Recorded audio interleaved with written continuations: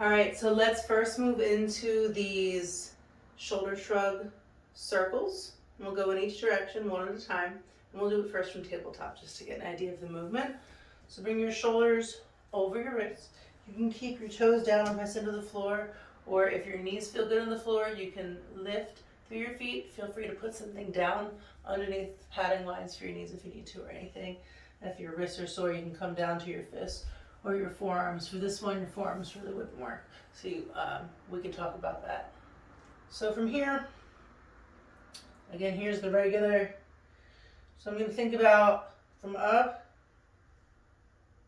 down, down, up, transfer up, down, down, press up, over, down, down. And to come back, I would come over and down, up, up, down, down, up, up, down, down, up, up, down, back, up, and around.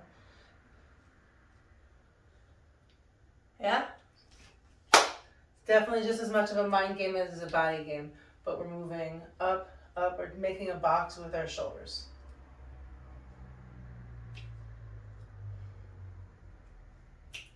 All right, and now let's go into the box with our shoulders. So these plank shoulder shrugs, and we're going to be going around in a box each way. Come to plank. High on your toes, engage through the backs of your legs, through your glutes, squeeze your belly in.